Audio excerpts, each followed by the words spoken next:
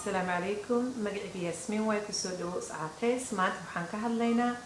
muhiimka jirjimicsiga breegiis maxaa waaye fasaxa la qaadanayo sitimaankii waa 7 maalin ma la rabo in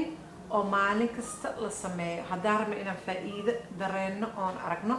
waa in hal maalin dhexda 2 bir haddii la sameeyo oo la qaato fasax haddii 3 maalin la sameeyo camal oo fasax la qaato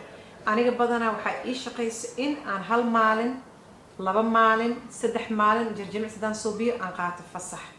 haddaan maalin kale fasax ku daro 2 maalin xataa fasax aan qaato xataa saas u dheer maalin saddexaad kuma daro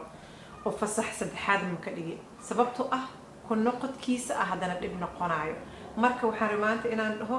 2 maalin 3 maalin jirjimicsi maalinta kaleeto jirka inuu nasto waaye murqahaas inay degaan waaye jirjimicsigan maalin kasta waa in la kala bedelo sitimaankii waxaa suubinaysaa socod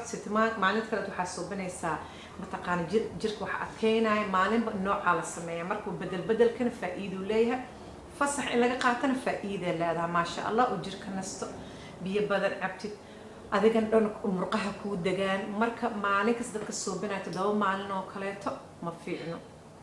haddaas 2 maalin fasax qaato oo dana ku noqotana okay laakiin maalin saddexaad hadda ku darsato ama maalinta afraad bariyan sameynaya leedahay waqtiga kula tagaayo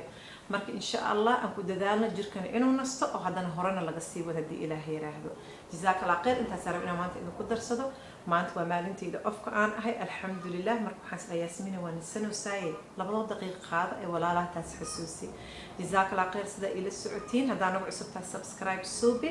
sida u aragta fiidiyaashii hore iyo fiidiyaasha hadda soo socdaan هذه فاميلي كلاتن ولا لها أقمتها أو هوش إلى وضعنا أمس أبسي جزاك الله خير السلام عليكم مالي ونكسن